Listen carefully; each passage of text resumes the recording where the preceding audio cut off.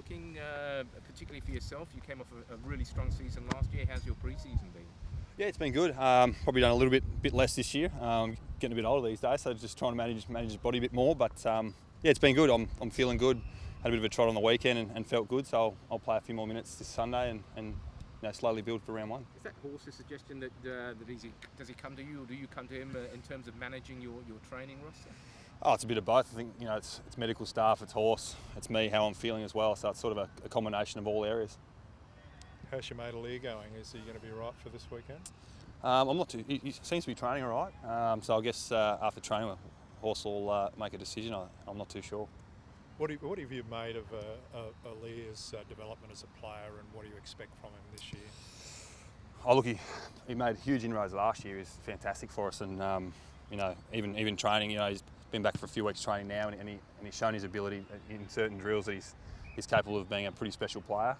So we expect him to keep improving, as most players do over the years, and I'm sure this season will be no better than next year. Will be a great year for him. Last year you probably saw some young backs come through who weren't necessarily specialist backs, the likes of Callum Mills, Yep. Zach Jones, even Jake Lloyd had a spell there towards the end. Would you like to see those guys kind of stay there? Can they contribute something, or should you have kind of more specialised backs playing in the back six? No, the game's heading that way. You've got to be able to play a number of different positions, and I think Jake Lloyd was really crucial for us last year. Through half-back, his ball use is something that really sets us up. Harry Marsh has been fantastic. He's had a super pre-season. Mills is going to go again. He's going to get better and better. So it's exciting. We've got some multiple options down there for us, which gives us different looks all the time, which is something that we need this year. There's talk of Millsy spending more time in the midfield. Would you campaign to keep him on the half-back line there? Yeah, I don't mind him at half-back. He gets across and helps pretty well, but I'd also like to see him in the mid. He'd be pretty handy in there for us as well. How are you guys going? Are the laps any shorter now? The light rail's running almost through the middle of your field?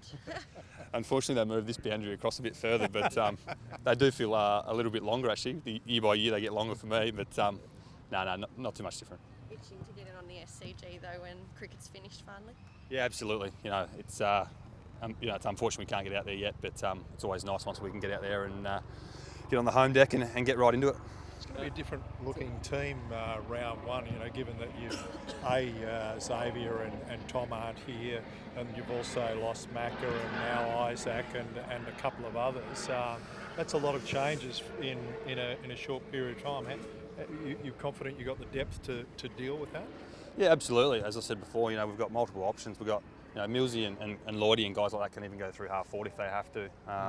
Sam Reed's been training really, really well. He's been in the last couple of JLT games. He's been really good. He's shown some strong form. So we got him who we didn't have last year as well. So we've got some really good depth. I think that's one of our strengths. We've got a young list, but some really, really good young guys coming through. A couple of years ago you had Reedy playing down back for a period of time, but Yep. people seem to suggest that half forward is his go. Do you expect to see any of him in the back line this year? Oh, it's hard to say, to be honest. You just don't know with injuries and things, but that's a good thing about Reedy. That's why we love him in the side, because he's pretty versatile. He can play in the ruck if he has to. He can come down back and give us a hand. He can go forward and kick goals for us. He's pretty handy anyway. Reg, not necessarily your area, but do you have an opinion on the changes to the third man up rule in the ruck contest? I mean, given that Tibbo sort of hurt his jaw last year in the contest there. I think it's good for the game to keep multiple size players available.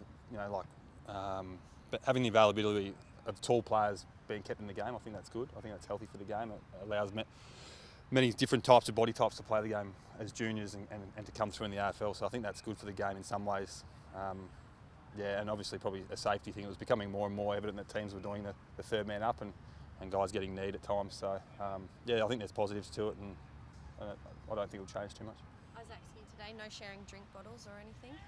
No, I think he reckons he's not contagious anymore, but I don't know about that. He looks pretty contagious. Have you had glandular fever? How long do you expect him to be out for? It can be quite debilitating. Yeah, I actually had it. I'm not sure. I had it maybe 2010 or 11, it's a bit of it's a hard one. You sort of feel alright and think you can play, but it's quite fatiguing.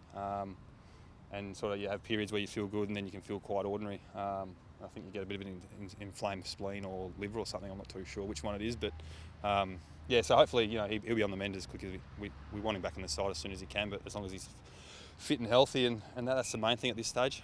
And today's international International Women's Day, and the Swans have released a new diversity action plan, encouraging, you know, the development of a women's team in the future. How supportive, you know, obviously the team wasn't on the bandwagon right from the start, but how supportive of the guys are of women and getting a team up eventually?